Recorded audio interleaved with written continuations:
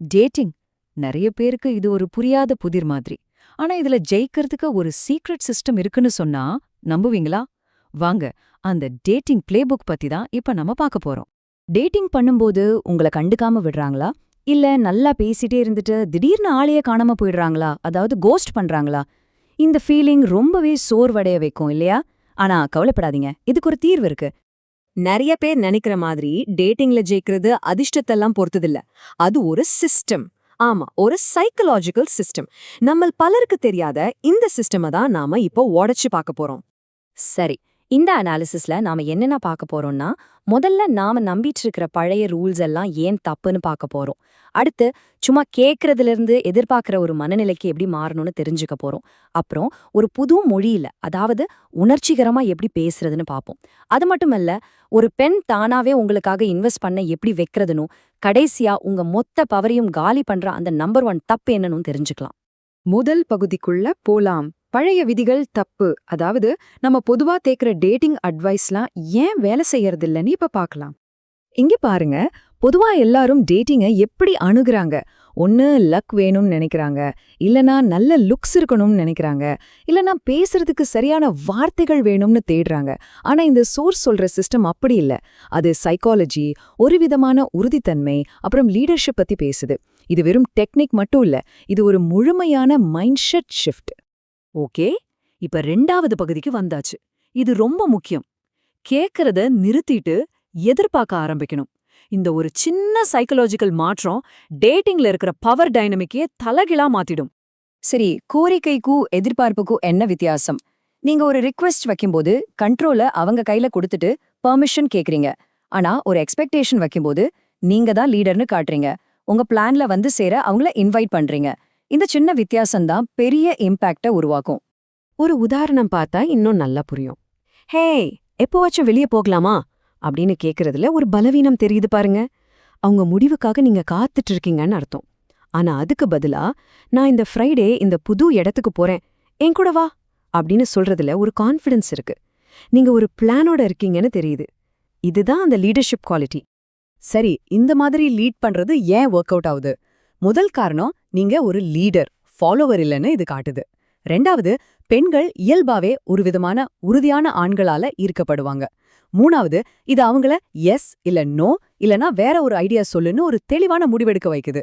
கடைசியா, இது உங்களுக்கு சுத்தமா ஆர்வம் இல்லாதவங்கள ஈஸியா ஃபில்டர் பண்ணி உங்க நேரத்தை மிச்சப்படுத்தும். ஓகே, மைண்ட் செட்டை மாத்தியாச்சு. இப்ப நாம பேசுற விதத்தை மாத்தணும். இனிமே லாஜிக்கலா பேசி கன்வின்ஸ் பண்ண முயற்சி பண்ண போறதில்ல. அதுக்கு பதிலா எமோஷனலா கனெக்ட் ஆகுற ஒரு புது மொழிய பேச போறோம். இந்த ஒரு விஷயத்த நல்லா ஞாபகம் வச்சுக்கோங்க. பெண்கள் லாஜிக்க வச்சு ஒருத்தரை செலக்ட் பண்றதில்ல, அவங்க எமோஷன்ஸை வச்சு தான் செலக்ட் பண்றாங்க. அதனால உங்க வேலை என்ன, நீங்க எவ்வளோ நல்லவர்னு ஒரு லிஸ்ட் போடுறதால எந்த பிரயோஜனமும் இல்ல. இங்கதான் நிறைய பேர் தப்பு பண்றாங்க. எனக்கு நல்ல வேலை இருக்கு, நான் நல்ல பையன் அப்படின்னு லாஜிக்கா பேசி இம்ப்ரெஸ் பண்ண பாக்குறாங்க. இது அட்ராக்ஷனை உருவாக்காது. ஆனா அதுக்கு பதிலா, உன்னை பார்த்தா உனக்குள்ள ஒரு துடுக்கான குணம் ஒளிஞ்சிருக்குன்னு தோண்டுதுன்னு சொல்லி பாருங்களேன். இது அவங்க இமோஷன்ஸை தூண்டும், ஒரு கியூரியாசிட்டியை உருவாக்கும். இதுதான் உண்மையான அட்ராக்ஷனை கொண்டு வரும். சரி, அப்போ இந்த கியூரியாசிட்டியை எப்படி உருவாக்குறது? 1, விளையாட்டுத்தனமா அவங்கள சேலஞ்ச் பண்ணுங்க. போர் அடிக்கிற கேள்விகளை கேட்கறதுக்கு பதிலா அவங்கள யோசிக்க வைக்கிற மாதிரி ஏதாவது சொல்லுங்க. உங்கள பத்தி ஒரு சின்ன மர்மத்தை மெயின்டைன் பண்ணுங்க. எடுத்த உடனே எல்லாத்தையும் சொல்லிடாதீங்க, கொஞ்சம் கொஞ்சமா ரிவீல் பண்ணுங்க. அடுத்த பகுதிக்கு போலாம். ஒரு பெண் தானாகவே முன்வந்து உங்களுக்காக ஏதாவது செய்யணும்னு நினைக்க வைக்கணும். இத உங்களை கட்டாயப்படுத்துறது பத்தினது இல்ல, அவங்கள உங்க மேல இன்வெஸ்ட் பண்ண வைக்கிற ஒரு கலை. இதோட அடிப்படை பிரின்சிபல் ரொம்ப சிம்பிள். பெண்கள் தாங்க கஷ்டப்பட்டு சம்பாதிக்கணும்னு நினைக்கிற விஷயங்களால தான் ஈர்க்கப்படுவாங்க. ரொம்ப சுலபமா கிடைக்கிறதுக்கு மதிப்பு இருக்காது இல்லையா?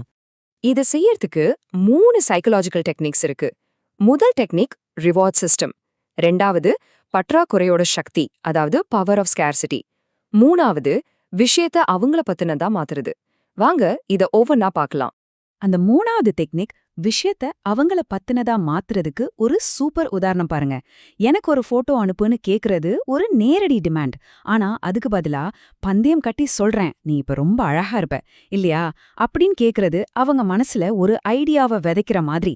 இப்போ அதை நிரூபிக்கணும்னு அவங்களுக்கு தோணும். சரி, இப்ப நாம கடைசி பகுதிக்கு வந்தாச்சு. இதுதான் இருக்கிறதுலயே ரொம்ப முக்கியம். உங்க பவரை மொத்தமா காலி பண்ற நம்பர் 1 கில்லர். நீங்க இவ்ளோ நேரம் கத்துக்கிட்ட எல்லாத்தையும் வீணடிக்கிற ஒரே ஒரு தப்பு. இந்த ஒரு வரி எல்லாத்தையும் சொல்லிடும். ஒரு பெண்ணுக்கு உங்கள பிடிக்க வைக்க நீங்க அவங்கள கன்வின்ஸ் பண்ண வேண்டிய நிலைமை வந்தா நீங்க அந்த கேம்ல அப்பவே தோத்துட்டீங்கன்னு அர்த்தம். இந்த தப்புக்கு பேரு கவனத்துக்காக பேரம் பேசுறது. இது எப்ப நடக்கும் தெரியுமா?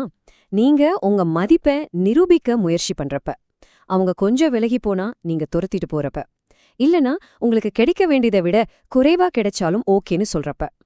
இது உங்க அட்ராக்ஷனை காலி பண்ணிடும். ஏன் தெரியுமா? ஏன்னா இது உங்க மேல இருக்கிற மரியாதைய காலி பண்ணிடும். அப்ப இதுக்கு என்னதான் தீர்வு? கண்ட்ரோல திரும்ப உங்க கைக்கு கொண்டு வாங்க. 1 ஸ்ட்ரைக் ரூல் யூஸ் பண்ணுங்க. சிம்பிளா சொல்லணும்னா, அவங்க என்ன எனர்ஜி கொடுக்கறாங்களோ அதையே நீங்களும் கொடுங்க. அவங்க விலகுனா நீங்களும் விலகுங்க. அந்த ப்ளீஸ் என்ன செலக்ட் பண்ணுங்கிற மைண்ட் செட்டை தூக்கி போடுங்க. உங்க மதிப்பு என்னன்னு உங்களுக்கு ஏற்கனவே தெரியுங்கிற மாதிரி நடந்துக்கோங்க.